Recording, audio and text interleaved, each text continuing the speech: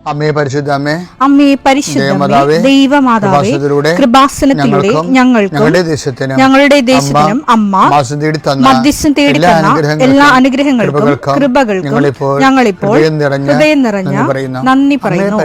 അമ്മേ പരിശുദ്ധമേ, ദൈവമാതാവേ, 2004 ഡിസംബർ 7 ഉച്ചകഴിഞ്ഞ് 2:30 കൃപാസനത്തിൽ സംഭവിച്ച അമ്മയുടെ പ്രത്യക്ഷപ്പെടലിനെ കുറിച്ച് തിരുസഭയ്ക്ക് സമർപ്പിച്ചിരിക്കുന്ന പഠനരേഖകളുടെ സഭാത്മകമായ പഠനം ആരംഭിക്കുവാൻ ഞങ്ങൾ പ്രാർത്ഥിക്കുന്നു. അമ്മേ പരിശുദ്ധമേ, ഭൂസ്വർലോകങ്ങളുടെ രാജ്ഞിയായ അങ്ങേയ്ക്ക് ഭൗമസംരക്ഷണത്തിനായി പ്രപഞ്ചപ്രകൃതിയെ തന്നെ തിരുസഭ പ്രതിഷ്ഠിക്കുവാൻ ഈ പ്രത്യക്ഷീകരണം വഴി ഇടയാക്കണമേ. പരിശുദ്ധമേ, ജപമാല മാതാവേ, സകല കൃപാസനം പ്രാർത്ഥനയോടും ചേർത്ത് ഞങ്ങളിപ്പോൾ പ്രാർത്ഥിക്കുന്ന ഈ കുടുംബത്തിന്റെ പ്രത്യേക നിയോഗം മക്കളെ, അമ്മയുടെ പ്രത്യക്ഷീകരണത്തിന്റെ ഈ അനുഗ്രഹവേളയിൽ ഞങ്ങൾക്ക് സാധിച്ചു തരുവാൻ കനിയണമേ. ആമേൻ. വിശ്വാസ പ്രമാണം. സർവശക്തനായ പിതാവും ആകാശത്തിന്റെയും ഭൂമിയുടെയും സൃഷ്ടാവുമായ ദൈവത്തിൽ ഞാൻ വിശ്വസിക്കുന്നു. അവിടുത്തെ ഏകപുത്രനും ഞങ്ങളുടെ കർത്താവുമായ ഈശോമിശിഹായിലും ഞാൻ വിശ്വസിക്കുന്നു. ഈ പുത്രൻ പരിശുദ്ധാത്മാവിനാൽ ഗർഭസ്ഥനായി കന്യകാമറിയത്തിൽ നിന്ന് പിറന്ന് പൊന്തിയോസ് പീലാത്തോസിന്റെ കാലത്ത് പീഡകൾ സഹിച്ച് കുരിശിൽ തറയ്ക്കപ്പെട്ട് മരിച്ച് അടക്കപ്പെട്ട് പാതാളങ്ങളിൽ ഇറങ്ങി മരിച്ചവരുടെ ഇടയിൽ നിന്ന് 3-ാം നാൾ ഉയർത്ത് സ്വർഗത്തിലേക്ക് എഴുന്നള്ളി സർവശക്തിയുള്ള പിതാവായ ദൈവത്തിന്റെ വലതുഭാഗത്തിരിക്കുന്നു. അവിടെ നിന്ന് ജീവിക്കുന്നവരെയും മരിച്ചവരെയും വിധിക്കുവാൻ വരുമെന്നും ഞാൻ വിശ്വസിക്കുന്നു. പരിശുദ്ധാത്മാവിലും ഞാൻ വിശ്വസിക്കുന്നു. വിശുദ്ധ കത്തോലിക്കാ സഭയിലും പുണ്യവാന്മാരുടെ ഐക്യത്തിലും പാപങ്ങളുടെ മോചനത്തിലും ശരീരത്തിന്റെ ഉയർപ്പിലും നിത്യമായ ജീവിതത്തിലും ഞാൻ വിശ്വസിക്കുന്നു. ആമേൻ. സ്വർഗ്ഗസ്ഥനായ ഞങ്ങളുടെ പിതാവേ, അങ്ങയുടെ നാമം പൂജിതമാകണമേ. അങ്ങയുടെ രാജ്യം വരണമേ. അങ്ങയുടെ തിരുമനസ് സ്വർഗത്തിലെ പോലെ ഭൂമിയിലും ആകണമേ. അന്നു വേണ്ടുന്ന ആഹാരം ഇന്ന് ഞങ്ങൾക്ക് തരണമേ. ഞങ്ങളോട് തെറ്റ് ചെയ്യുന്നവരോട് ഞങ്ങൾ ക്ഷമിക്കുന്നത് പോലെ ഞങ്ങളുടെ തെറ്റുകൾ ഞങ്ങളോടും ക്ഷമിക്കണമേ.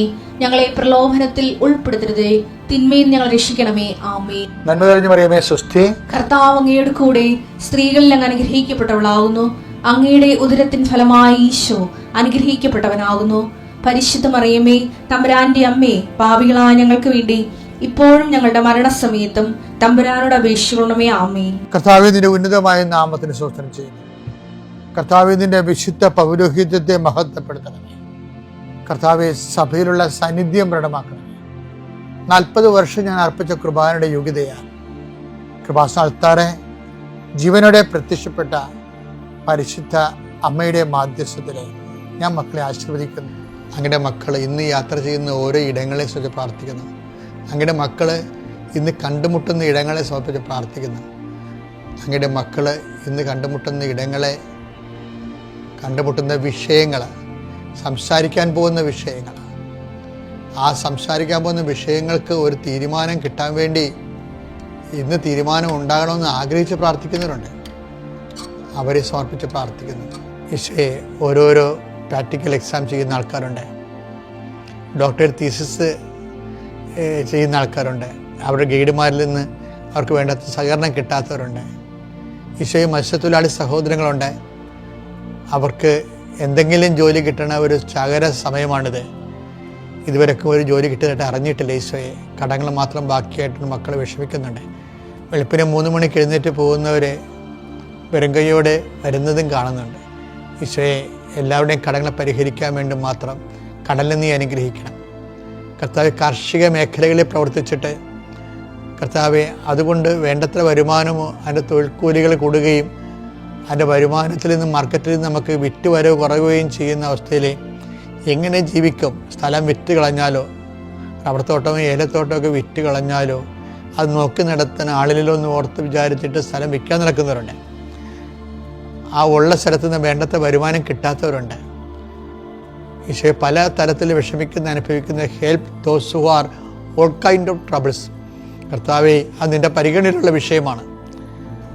കർത്താവെ, നിന്റെ നാമത്തെ മഹത്വപ്പെടുത്തണമേ. കർത്താവെ, സഭയിലുള്ള സാന്നിധ്യം പ്രകടമാക്കണമേ. അമ്മേ, പരിശുദ്ധമേ, ദേവമാതാവേ, ആരെല്ലാം ഇപ്പോൾ ഉണർന്നിരുന്ന് പ്രാർത്ഥനയോട് ചേരുന്നുണ്ടോ ആരെല്ലാം ഈ പാത്തിനെ ആശ്രയിക്കുന്നുണ്ടോ അവരെ എല്ലാം നീ ആശീർവദിക്കണം. എൻ്റെ കർത്താവിൻ്റെ ഉന്നതമായ നാമത്തിൽ, സഭയുടെ അധികാരത്തിൽ, കുരിശിൻ്റെ അടയാളത്തിൽ, ദൈവത്തിൻ്റെ ശക്തിയാൽ ഈ ദിവസം കർത്താവ് നിങ്ങൾ അനുഗ്രഹിക്കുകയും ആശ്വസിപ്പിക്കുകയും ചെയ്യട്ടെ. എൻ്റെ പ്രിയപ്പെട്ടവരെ, നമ്മൾ അഭിമുഖീകരിക്കുന്ന ഒരു പ്രശ്നമാണ് സാധാരണ കൃപാസനത്തിലെ പല ക്രിസ്ത്യൻ സാക്ഷ്യങ്ങളെക്കാളും ഉന്നതമായ ഗുണനിലവാരം പുലർത്തുന്ന നോൺ ക്രിസ്ത്യൻസിൻ്റെ സാക്ഷ്യങ്ങളുണ്ട്.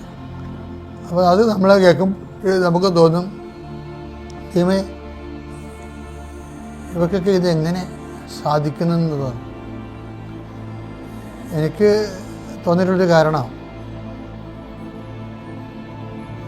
ഈ ക്രിസ്ത്യൻസ് ഈ ഉടമ്പടി എടുക്കുമ്പോൾ തന്നെ അവർ ദൈവബന്ധങ്ങൾക്ക് ഒത്തിരിയേറെ ഉടമ്പടിയേതര മാർഗങ്ങൾ, നൊവേന പോലെയുള്ള അല്ലെങ്കിൽ തീർത്ഥയാത്ര പോലെയുള്ള പലതരത്തിൽ ദൈവത്തോട് ഇടപഴകാൻ പറ്റുന്ന രീതിയിലുള്ള പ്രാർത്ഥനാ രീതികൾ അവരുടെ കയ്യിലുണ്ട്. അപ്പം അവർ അങ്ങനെ പലതും അവർ അനുഷ്ഠിക്കും. തീർത്ഥയാത്ര, അതുപോലെ തന്നെ ജപമാല പ്രാർത്ഥന, നൊവേന പ്രാർത്ഥന, കർണക്കൊന്ത, ഇങ്ങനെ പല കാര്യങ്ങളും അവർ അനുഷ്ഠിക്കും. എന്നിട്ട് അതിൽ ഒരു കാര്യമായിട്ട് ഉടമ്പടി എടുക്കും. നിങ്ങൾ ഈ ജന്മത്ത് ഉടമ്പടിയുടെ യാതൊരു അനുഗ്രഹങ്ങൾക്കും അവകാശമാക്കാൻ പോയില്ല. എന്താ കാര്യം? നിങ്ങൾ ഉടമ്പടിയിലല്ലെന്ന് ഞാൻ പറയത്തുള്ളൂ. ഉടമ്പടിയിലായിട്ടുള്ള വ്യക്തി ഇപ്പോൾ ഒരാളെ വിളിച്ച് ഉറക്കത്തിൽ വിളിച്ചാലും അയാൾ ആദ്യം ചിന്തിക്കണം, അയ്യോ ഞാൻ ഉടമ്പടിയിലാണല്ലോ എന്നായിരിക്കും. ചിലർക്ക് ഭയങ്കര സന്തോഷമാണ് ദൈവമായിട്ട് ഉടമ്പടി ചെയ്യാൻ കഴിഞ്ഞതിൽ സന്തോഷം.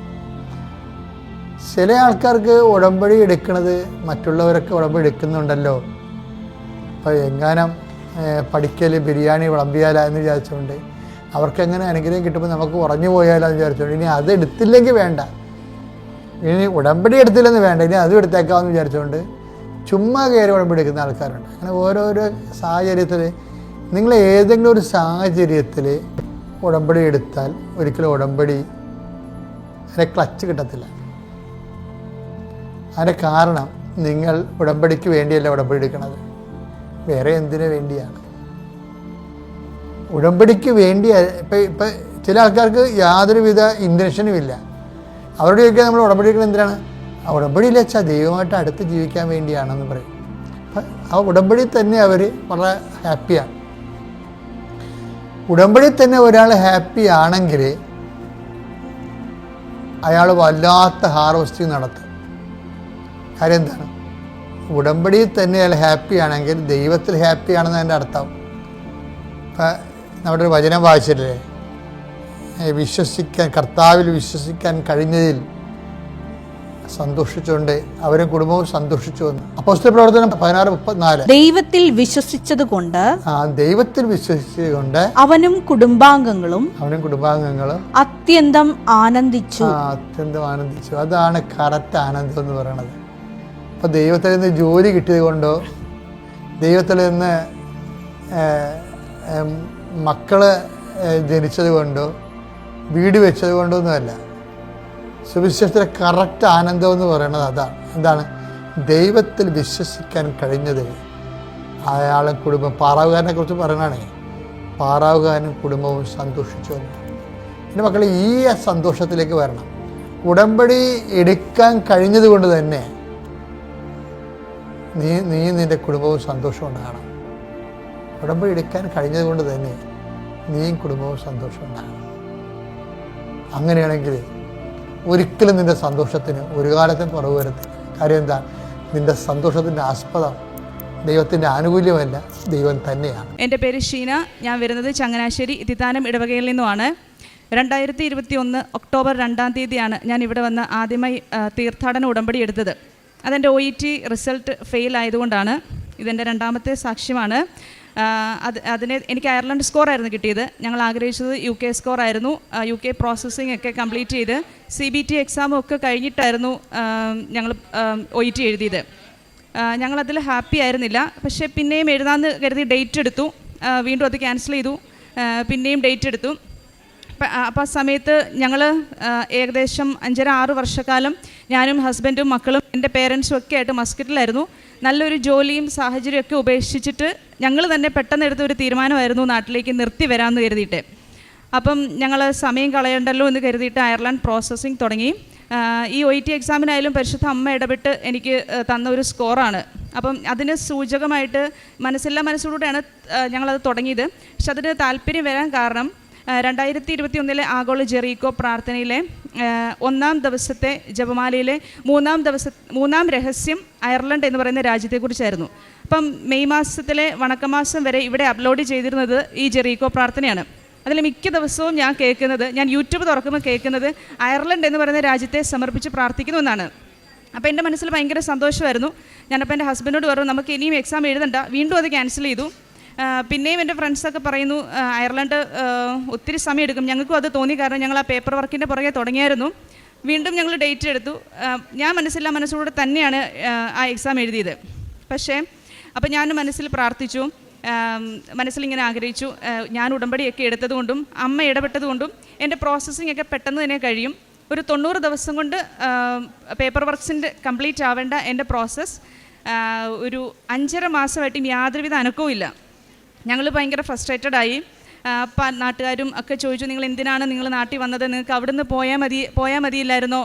അപ്പോൾ കുട്ടികൾക്ക് നാട്ടിലെ ക്ലൈമറ്റിനോട് അഡ്ജസ്റ്റ് ആവാനായിട്ട് ശരിക്കും ബുദ്ധിമുട്ട് തോന്നി. എടുത്ത തീരുമാനങ്ങളെല്ലാം പാളിപ്പോയെന്ന് തോന്നി. പക്ഷേ ഞാൻ എല്ലാ മാസവും ഇവിടെ കൃപാസനത്തിൽ വന്ന് പ്രാർത്ഥിക്കുമായിരുന്നു. വരുമ്പോഴെല്ലാം ഞാൻ എൻ്റെ ഇൻകംപ്ലീറ്റ്, നമുക്ക് സ്റ്റാറ്റസ് ചെക്ക് ചെയ്യാൻ പറ്റും. അപ്പോൾ ഇൻകംപ്ലീറ്റ് എന്ന് പറയുന്ന ആ പേപ്പർ ഞാൻ എപ്പോഴും ഇവിടെ വന്ന് എൻ്റെ പാസ്പോർട്ടുമായിട്ട് ഞാൻ ഈ അൾത്താരയിൽ ഇങ്ങനെ ഉയർത്തി കാണിക്കുമായിരുന്നു. അതുപോലെ തന്നെ ഞാൻ ധ്യാനം കാണുമ്പോൾ ലാപ്ടോപ്പിൻ്റെ അവിടെ ഞാൻ ഇത് വെക്കുമായിരുന്നു. പരിശുദ്ധ അമ്മയോട് പറഞ്ഞു, നീ തന്നെ എനിക്കിത് ഇടപെട്ട് ശരിയാക്കി തരണം എന്ന് പറഞ്ഞു. അങ്ങനെ ഒക്ടോബർ മാസം വരെ എത്തി. ഫസ്റ്റ് സ്റ്റേജ് കടന്നു. സെക്കൻഡ് സ്റ്റേജ് യാതൊരു അനക്കവും ഇല്ല. എല്ലാ സെക്കൻഡ് വീക്കിലും ഞങ്ങൾ അയർലൻഡിലേക്ക് വിളിച്ച് ചോദിക്കും എന്താണ്. അപ്പോൾ അവർ പറയുന്നത് നിങ്ങളുടെ ഒന്നും വേണ്ട, പ്ലീസ് വെയിറ്റ് എന്നാണ്. അപ്പോൾ എനിക്ക് മനസ്സിലായി എൻ്റെ ഫയൽ എവിടെയോ അടിയിലാണ്. അപ്പോൾ ഞാൻ അമ്മയോട് പറഞ്ഞു, പരിശുദ്ധ അമ്മേ, സഞ്ചാരിയമ്മേ, നീ തന്നെ സഞ്ചരിച്ച് എൻ്റെ ഫയലെടുത്ത് മേളിൽ വെക്കണം, അല്ലാതെ ഈ കാര്യം നടക്കത്തില്ല. അങ്ങനെ ജപമാല റാലിയിൽ പങ്കെടുക്കാമെന്ന് തീരുമാനിച്ചപ്പോൾ മുതൽ ഞാൻ പറഞ്ഞായിരുന്നു, എനിക്ക് ഒക്ടോബർ മാസം എനിക്കൊരു റിസൾട്ട് തരണം, ഇല്ലാന്നുണ്ടെങ്കിൽ എനിക്ക് മസ്കറ്റിലേക്ക് തിരിച്ചു പോകണം, അധികം നാൾ നാട്ടിൽ നിൽക്കാൻ പറ്റില്ല, കരിയറിൽ ബ്രേക്കാണ്. അപ്പം ശക്തമായി ഞാൻ അതിനുവേണ്ടി പ്രാർത്ഥിച്ചു. അപ്പം എൻ്റെ സ്റ്റാറ്റസ് ചെക്ക് ചെയ്തപ്പോൾ എനിക്ക് ഇൻകംപ്ലീറ്റ് എന്ന് പറഞ്ഞ് തന്നെ വന്നു. ഞങ്ങൾ അന്ന് അയർലൻഡ് വിളിച്ചപ്പം വിളിക്കുന്ന അത് കസ്റ്റമർ ഒരു കോൾ സെൻറ്റർ പോലെയാണ്.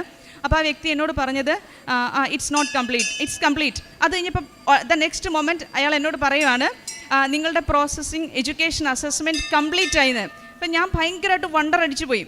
അതായത് NMBI പോലും അറിയാതെ ആ ഒരു ഫോൺ കോളിലാണ് അവർ തിരിച്ചറിഞ്ഞത് എൻ്റെ പ്രോസസ്സിങ് അവിടെ കംപ്ലീറ്റ് ആയി എന്നുള്ളത്. അത് പരിശുദ്ധ അമ്മയുടെ ശക്തമായ ഇടപെടലുകൾ തന്നെയാണ്. പിന്നീടുള്ള എൻ്റെ വിസ പ്രോസസ്സിങ്ങുകളൊക്കെ വളരെ ഫാസ്റ്റായിരുന്നു. ഞങ്ങൾ പ്രതീക്ഷിക്കുന്നതിനേക്കാളും വളരെ വേഗത്തിലായിരുന്നു. ഇൻ്റർവ്യൂ അതെല്ലാം ഞാൻ മാതാവിൻ്റെ ഫോട്ടോയൊക്കെ വെച്ച് അപ്പുറത്തും ഇപ്പുറത്തും ബൈബിളും മാതാവിൻ്റെ ഫോട്ടോ ഒക്കെ വെച്ചിട്ടാണ് ഞാൻ ഇൻ്റർവ്യൂ അറ്റൻഡ് ചെയ്തത്. അതിലൊക്കെ അച്ഛൻ പറഞ്ഞു തരുന്ന പോലെ ദൈവത്തിൻ്റെ അനുഗ്രഹം, ഗോഡ്സ് ഗ്രേസ് കൊണ്ട് മാത്രമാണ്. എൻ്റെ മെറിറ്റ് അല്ല, തീർച്ചയായിട്ടും എൻ്റെ മെറിറ്റ് അല്ല. കാരണം ഞാൻ 1.5 വർഷത്തോളം ഇപ്പോൾ ബ്രേക്ക് ഇട്ട് നിൽക്കുകയാണ്. അപ്പം അതുകൊണ്ട് എനിക്ക് എന്താണ് പറയേണ്ടതെന്നോ എങ്ങനെയാണ് പറയേണ്ടതെന്നോ സിനാരിയോസൊക്കെ ചോദിച്ചാലും എനിക്കൊരല്പം ബുദ്ധിമുട്ടായിരുന്നു. അതിലെല്ലാം ഞാൻ പൊട്ടത്തരമാണ് പറഞ്ഞതെന്നുള്ളത് എനിക്കറിയാം. പക്ഷേ അമ്മ ഇടപെട്ട് എനിക്ക് ആ ഇൻ്റർവ്യൂ സെലക്ട് ആക്കി തന്നു. ഞാൻ ഡേറ്റ് ഇട്ടാണ് പ്രാർത്ഥിച്ചത്. ഡിസംബർ 7-ാം തീയതി പരിശുദ്ധ അമ്മയുടെ പ്രത്യക്ഷീകരണ ദിവസം എനിക്ക് ഇവിടെ വരണം, കുഞ്ഞുങ്ങളുമൊക്കെ ആയിട്ട് ഇവിടെ വരണം. അങ്ങനെ എനിക്ക് ഇവിടെ വരാൻ സാധിച്ചു. ആ ഡേറ്റ് ഇട്ട് പ്രാർത്ഥിച്ചതിൻ്റെ ഫലമായിട്ട് ഞങ്ങൾ ഇവിടുന്ന് മടങ്ങവേ കോട്ടയത്ത് വെച്ച് എനിക്ക് എൻ്റെ പാസ്പോർട്ട് കളക്ട് ചെയ്യാനായിട്ട് സാധിച്ചു. പരിശുദ്ധ അമ്മയ്ക്ക് 1000 നന്ദി. അതുപോലെ നാട്ടിലായിരുന്ന സമയത്ത് എൻ്റെ മക്കൾക്ക് നല്ല സ്കിൻ പ്രശ്നങ്ങളായിരുന്നു. ഒരാൾക്ക് ഫുഡ് അലർജി, മറ്റേ ആൾക്ക് ദേഹത്തിങ്ങനെ വെള്ളപ്പാടൊക്കെ ആയിരുന്നു. ഒരുപാട് ബുദ്ധിമുട്ടി. 14 റെഫറൻസാണ് ഞാൻ എൻ്റെ കുഞ്ഞുമോൾക്ക് വേണ്ടിയിട്ട്, അവൾക്കിപ്പം 3.5 വയസ്സാണ്. 14 ഡോക്ടേഴ്സിനെ ഞങ്ങൾ മാറി കാണിച്ചു. കുഞ്ഞിന് ഭയങ്കര ഡയറ്റൊക്കെ പറഞ്ഞു. അപ്പോഴെല്ലാം ഞാൻ ഇവിടെ കൃപാസന ഒരു ലോക്ക്ഡൗണിൻ്റെ സമയത്തൊക്കെയാണ് ഇത് തുടങ്ങിയത്. അപ്പോൾ ഞാൻ ഇവിടെ കണ്ടിന്യൂസ് വിളിക്കുമായിരുന്നു. സിസ്റ്റേഴ്സ് എന്നോട് പറഞ്ഞു, മോളെ നീ ഉടമ്പടി തൈലം തേക്ക്. ഞാൻ പറഞ്ഞു അതെല്ലാം ഞാൻ ചെയ്യുന്നുണ്ട്. അപ്പോൾ എന്നോട് പറഞ്ഞു, എന്നാൽ പിന്നെ അത് അവളുടെ നാശത്തിനല്ല, അവളുടെ ക്ഷേമത്തിന് തന്നെയാണ്. അപ്പം ഞാൻ മനസ്സിലാക്കി, ഞാൻ പെട്ടെന്ന് OET എഴുതി UK സ്കോറൊക്കെ എനിക്ക് കിട്ടിയിരുന്നെങ്കിൽ ഞാൻ ഒരു പക്ഷേ UK പോയേനെ. എനിക്ക് അമ്മയെ ഇത്ര അടുത്ത് അറിയാൻ സാധിക്കില്ലായിരുന്നു. അതുപോലെ എൻ്റെ ഹസ്ബൻഡ് നാട്ടിൽ ഒറ്റയ്ക്ക് വളരെ ബുദ്ധിമുട്ടിയേനെ. എൻ്റെ പേരൻസ് ഉണ്ട് കൂടെ, പക്ഷേങ്കിലും അദ്ദേഹത്തിന് ജോലിക്ക് പോകണം. ഞാൻ കുഞ്ഞിൻ്റെ അടുത്ത് മാത്രമാണ്. പകൽ സമയത്ത് രാത്രിയിൽ ഞാനും എൻ്റെ ഹസ്ബൻഡും എൻ്റെ ഈ കുഞ്ഞിൻ്റെ 2 കൈകളും അവളുടെ ശരീരത്തിൽ വെച്ച് സിവിയർ ഇച്ചിങ്, ശരീരത്തിൽ വെച്ച് ചൊറിയുമായിരുന്നു. പക്ഷേ ഞാൻ മാതാവിനോട് പ്രാർത്ഥിച്ചിങ്ങനെയാണ്, പരിശുദ്ധ അമ്മേ നീ ഹൃദയത്തിൽ സംഗ്രഹിച്ചതുപോലെ അവൾക്കും അങ്ങനെ സഹിക്കാനുള്ള ശക്തി കൊടുക്കണം. അവൾ അത്ര ബുദ്ധിമുട്ടിയിരുന്നു, പക്ഷേ അവൾ ഒട്ടും ഇറിറ്റേറ്റഡ് ആയിരുന്നില്ല. പകൽ സമയത്ത് ഞാൻ ബെഡ്ഷീറ്റ് ഇട്ട് റാപ്പ് ചെയ്ത് എൻ്റെ തോളെ കുഞ്ഞിനെ കിടത്തും. അങ്ങനെ കുറച്ച് സമയമായിരുന്നു അവൾ ഉറങ്ങിക്കൊണ്ടിരുന്നത് എല്ലാം. അതുപോലെ ജപമാല റാലിക്ക് ഞാൻ ഇവിടെ വന്നപ്പം ഞാൻ 2 മക്കളുടെയും പ്രിസ്ക്രിപ്ഷൻ കൊണ്ടാണ് ഇവിടെ വന്നത്. ഞാൻ ഓരോ ജപമാല ചൊല്ലുമ്പോഴും ഞാൻ എൻ്റെ നിയോഗങ്ങൾ പരിശുദ്ധ അമ്മയോട് പറഞ്ഞു, ഞാനിത് നിൻ്റെ കയ്യിൽ ഏൽപ്പിക്കുവാണ്, ഈ വിഷയം നീ ഏറ്റെടുത്തോണം. ഒരു 20 ദിവസമൊക്കെ കൂടുമ്പോഴേക്കും 14,000 രൂപയുടെ മരുന്നാണ് ഞങ്ങൾ മേടിച്ചുകൊണ്ടിരുന്നത്. മരുന്നെന്ന് വെച്ചാൽ സ്റ്റീറോയിഡ്സ് ആയിട്ടുള്ള ഓയിൻമെൻറ്റ്, ഹെഡ് ടു ടോസ് ഞങ്ങൾ 100%, അതായത് നമ്മൾ ബോഡി ലോഷൻസ് ഒക്കെ അപ്ലൈ ചെയ്യുന്ന പോലെയായിരുന്നു ഞങ്ങൾ ഉപയോഗിച്ചുകൊണ്ടിരുന്നത്. ഈ ജപമാല റാലിക്ക് വന്നതിന് ശേഷം, ഒക്ടോബർ മാസത്തിന് ശേഷം ഞാൻ ഡോക്ടറുടെ അടുത്ത് കുഞ്ഞിനെ ഈ ഒരു അസുഖത്തിന് വേണ്ടി ഞാൻ കൊണ്ടുപോയിട്ടില്ല. അതുപോലെ ഞങ്ങൾ ഈ 100% എന്നുള്ള ഓയിൻമെൻറ്റ് ഇപ്പം 10% കുറച്ചേക്കുമാണ്. അതിനും കോടാനുകൂടി നന്ദി. പിന്നെ ഒരു സാക്ഷ്യം എൻ്റെ മമ്മിക്ക് വേണ്ടിയിട്ടുള്ളതാണ്. ഈ കഴിഞ്ഞ സെപ്റ്റംബർ മാസം എൻ്റെ മമ്മി ചെറുതായിട്ടൊന്ന് വീണു. ചെറിയൊരു വീഴ്ചയാണ്, ഒരാൾ ദേഹത്തൊന്ന് തട്ടിയപ്പോൾ ഒന്ന് മറിഞ്ഞ് വീണതാണ്. അപ്പോൾ ഓൾറെഡി കാലിന് പ്രശ്നം ഉണ്ടായിരുന്നു. അപ്പോൾ അതിൻ്റെ കൂട്ടത്തിലാണ് ഇങ്ങനൊരു ബുദ്ധിമുട്ട് വന്നത്. അപ്പോൾ കാല് മടക്കാനോ ഒന്നും പറ്റുന്നില്ല. ഞങ്ങൾ ചൂടൊക്കെ വെച്ചു, മാതാവിൻ്റെ ഉപ്പൊക്കെ ഇട്ടിട്ടുള്ള ചൂടൊക്കെ വെച്ചു. ഞാൻ നല്ലൊരു സ്ട്രോങ് ആയിട്ടുള്ളൊരു മരുന്ന് കൊടുത്തു.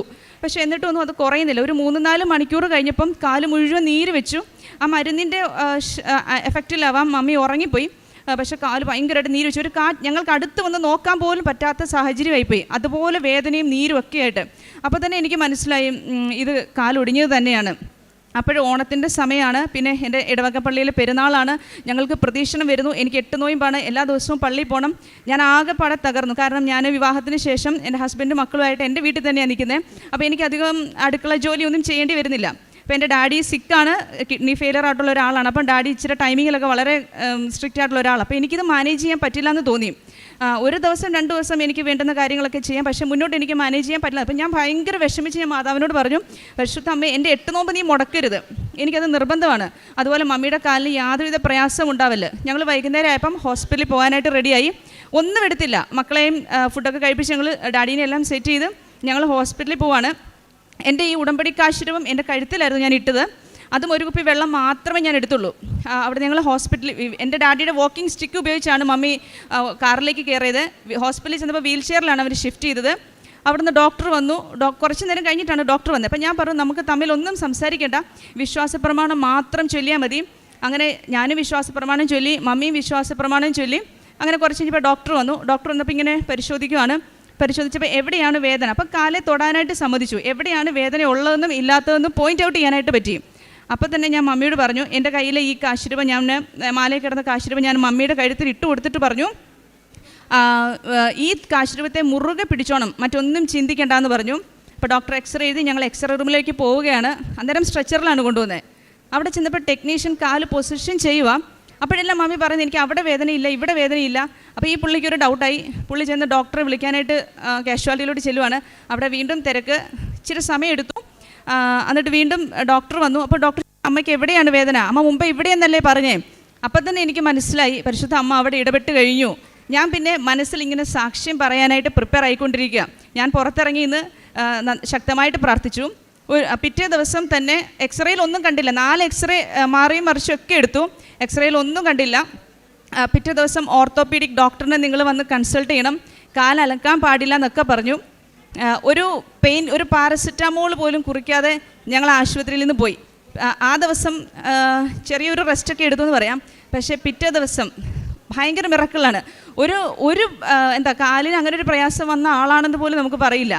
ഞങ്ങളുടെ ഇടവകയിലെ മാതാവിൻ്റെ പ്രദക്ഷിണമൊക്കെ വളരെ ഭംഗിയോടുകൂടെ ഞങ്ങൾക്ക് പാച്ചോറൊക്കെ ഉണ്ടാക്കി കൊടുക്കാനായിട്ട് മമ്മിയാണ് ഈ കാര്യങ്ങളെല്ലാം ചെയ്തത്. ഓർത്തോപീഡിക് ഡോക്ടറിനെ ഒന്നും ഞങ്ങൾക്ക് കാണേണ്ടി വന്നില്ല. ഈ ഉടമ്പടി തൈലം കൊണ്ട് മാത്രമാണ് ഞങ്ങൾക്ക് ഇങ്ങനെ ഒരു സൗഖ്യം കിട്ടിയത്. അതുപോലെ എൻ്റെ കയ്യിലും ഞങ്ങൾ ജോലി കഴിഞ്ഞിട്ട്, ഞാൻ 9 വർഷത്തോളം ജോലി ചെയ്തിട്ടുകൊണ്ടിരുന്ന ഒരാളാണ്. കയ്യിൽ ഗ്ലൗസൊക്കെ ഇട്ട് ജോലി ചെയ്തിരുന്ന ആളാണ്. പക്ഷേ നാട്ടിൽ വന്നിട്ട് ഞാൻ കൂടുതലും ക്ലീനിങ് ജോലികളാണ് ചെയ്യുന്നത്. അപ്പോൾ ഗ്ലൗസ് ഇട്ടപ്പോഴും ഈ ഡിഷ് വാഷ് യൂസ് ചെയ്യുമ്പോഴെല്ലാം എൻ്റെ കൈക്ക് ഭയങ്കര അലർജിയും കൈ വലിയ കുരുക്കളൊക്കെ വരാൻ തുടങ്ങി. ഞാനത് വലിയ കാര്യമാക്കി എടുത്തില്ല. പക്ഷേ ഒരു ദിവസം വലിയൊരു കുരു വന്ന് എൻ്റെ കൈ അനക്കാൻ പറ്റുന്നില്ല, എനിക്ക് മടക്കാനോ തിരിക്കാനോ ഒന്നും പറ്റുന്നില്ല. അങ്ങനെ ഹോസ്പിറ്റലിൽ കൊണ്ടുപോയി. അത് പസ്സായിരുന്നു. അത് ചെറിയ രീതിയിൽ ഇൻസിഷൻ ചെയ്ത് അതങ്ങനെ ഡ്രസ്സിങ്ങൊക്കെ ചെയ്ത് വെച്ചു. പിന്നീട് ഞാൻ പറഞ്ഞു, ഞാൻ ഇതിൻ്റെ പേരിൽ ഇനി ഒരിക്കലും ഞാൻ ഹോസ്പിറ്റലിൽ പോവില്ല, കാര്യം ഞാൻ ഉടമ്പടി എടുത്തൊരു വ്യക്തിയാണ്. അതുകൊണ്ട് മാതാവേ, നീ എനിക്കിത് മാറ്റി തരണം. ഇപ്പോൾ എൻ്റെ കൈ ക്ലീനാണ്, എനിക്ക് യാതൊരുവിധ കുഴപ്പങ്ങളും ഇല്ല. ഞാൻ ഉടമ്പടി തൈലം മാത്രമാണ് തേച്ചത്. ഇപ്പം ഞാൻ ഡിഷ് വാഷൊക്കെ യൂസ് ചെയ്യുന്നുണ്ട്, എനിക്ക് ഒരു പ്രയാസവും ഇല്ല. ഇത്രയേറെ അനുഗ്രഹങ്ങൾ തന്ന എൻ്റെ പരിശുദ്ധ അമ്മയ്ക്കും അതുപോലെ എൻ്റെ ഈശോപ്പയ്ക്കും ഞാൻ ഒരുപാട് നന്ദി പറയുന്നു. ഈ ഫെബ്രുവരി 15 ഞാൻ അയർലൻഡിലേക്ക് യാത്ര ചെയ്യുവാണ്.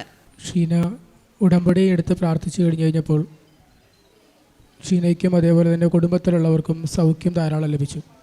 ഉടമ്പടിയിൽ നമുക്ക് സംരക്ഷണം ലഭിക്കുന്നുണ്ട്. അതോരോ പ്രതിസന്ധി ഘട്ടങ്ങളിലാണ് നമ്മളത് തിരിച്ചറിയുന്നത്. അമ്മയ്ക്ക് വീണ് കാലുവേദനയായി ഫ്രാക്ചറായിരിക്കാം, അല്ലെങ്കിൽ എന്തെങ്കിലും ബുദ്ധിമുട്ടുണ്ടാവുമെന്നൊക്കെ വിചാരിച്ച് ഹോസ്പിറ്റലിലെത്തുമ്പോൾ ഉടമ്പടി തൈലം പുരട്ടി പ്രാർത്ഥിച്ചു കഴിഞ്ഞപ്പോൾ ലഭിക്കുന്ന സൗഖ്യമുണ്ട്. അത് ഓരോ സമയവും പ്രകടമാകുന്നുണ്ട്. ആദ്യം വേദന എന്ന് പറഞ്ഞെടുത്ത് പിന്നെ വേദനയില്ല. അമ്മയ്ക്ക് ഒരു മരുന്നുമില്ലാതെ തന്നെ സൗഖ്യം ലഭിക്കുന്നു.